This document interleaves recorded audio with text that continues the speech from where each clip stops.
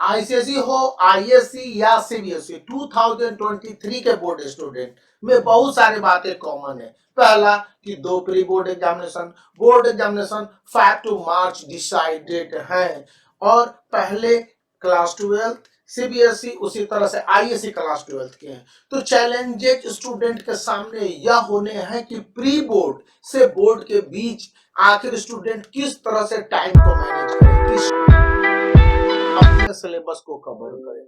यहाँ पर मैं आपको कुछ रटे रटाए फिक्स्ड और डेफिनेट फॉर्मूले की बात करूंगा।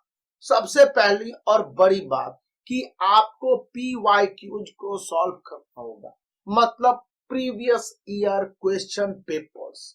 आप देखेंगे आईएससी के लिए 70 to 80% previous year question paper पूछे जाते हैं। आईसीएसई में यह question paper previous year 40 to 50% होते ही होते हैं, अमूमन 60% इस बार आशा की जाती है। सीबीएसई के लिए 60 से 70% के बीच का रेशियो रहता है, यानी ऑन एन एवरेज आपको प्रीवियस ईयर क्वेश्चंस बदले हुए फॉर्मेट मतलब कि वर्ड के साथ दिए जाएंगे और स्टूडेंट को उसी तरह से सॉल्व करने होंगे। इसलिए पीवाईक्यूज को सबसे ज्यादा इंपॉर्टेंस है। सेकंड है जो सैंपल पेपर पढ़ने का जो अभी का अप्रोच है, किसी भी चैप्टर को उठाएं तो सैंपल पेपर के अप्रोच के हिसाब से आईएससी के स्टूडेंट, आईसीएसई के स्टूडेंट और सीबीएसई के उसी तरह से पढ़ें। यानी पहले ऑब्जेक्टिव, फिर सब्जेक्टिव और सब्जेक्टिव का देन एंड देयर प्रैक्टिस करें।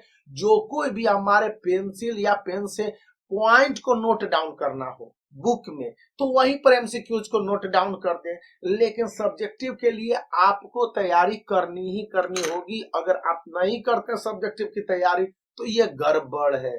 से थर्ड पॉइंट है कि स्टूडेंट को टाइम मैनेजमेंट करना होगा। फर्स्ट प्री बोर्ड के बाद सेकंड प्री बोर्ड के बीच में या फिर प्री बोर्ड एक ही हुए, दो होने हैं, तो उसके बाद से बोर्ड एग्जामिनेशन में सबसे बड़ी बात है कि कौन कौन से वीक एरियाज हैं। आपको स्कूल प्री बोर्ड के बाद रिजल्ट देगा, आप खुद अपना सबसे बेहतर दोस्त और दुश्मन दोनों होते हैं, पता कर लीजिए कि आपके कौन कौन से वीकेस्ट एरिया हैं जहां पर की वर्क करने की जरूरत है। अभी मैं प्री बोर्ड के क्वेश्चन पेपर को चेक कर रहा था और देखा जिस तरह से ऑफिशियल सैंपल पेपर सीआईएससी ने आईएससी के लिए दिया हुआ था, या कुछ जगह जो मेरे दोस्त बीएससी में है वो भी बताते हैं कि ऑफिशियल सैंपल पेपर के आधार पर 100% क्वेश्चन होने के बाद भी स्टूडेंट का अप्रोच 60 से 70% है। मतलब यह कि अभी तक स्टूडेंट यह समझ नहीं पा रहे हैं कि बोर्ड एग्जामिनेशन के नए पैटर्न के हिसाब से उनकी तैयारी कैसी हो। क्वेश्चन पेपर में कंफ्यूजन है या फिर स्टूडेंट के अंडरस्टैंडिंग में कंफ्यूजन है या पढ़ाई उस ढंग से नहीं हो पा रही है। मैंने बहुत सारी यूट्यूब वीडियो भी देखे, ऑनलाइन ऑफलाइन क्लासेज के देखता हूँ, तो 90 से 95% ट्रेडिशनल वे में चले आ रहे हैं, पूरे थ्योरी पूरा फैक्ट दे रहे हैं। ऐसे नहीं काम चलता है।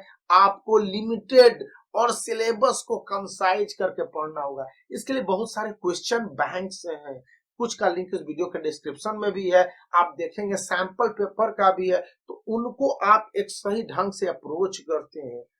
फोर्थ पॉइंट जो सबसे ज्यादा इंपॉर्टेंट हो जाता है कि स्टूडेंट को जो अपने टाइम मैनेजमेंट है, टाइम टेबल है और ऑर्गेनाइजिंग वे है, उसमें डाउट क्लियरिंग सबसे ज्यादा होने चाहिए। मैं आपको बता देता हूं, आईएससी क्लास 12 और सीबीएसई क्लास 12 के स्टूडेंट के साथ जिस तरह से आईसीएसई क्लास 10 के स्टूडेंट भी डाउट क्लियरिंग नहीं होने की वजह से अपने सिलेबस को पीछे छोड़ देते हैं, कई टॉपिक और कई चैप्टर को पीछे छोड़ देते हैं।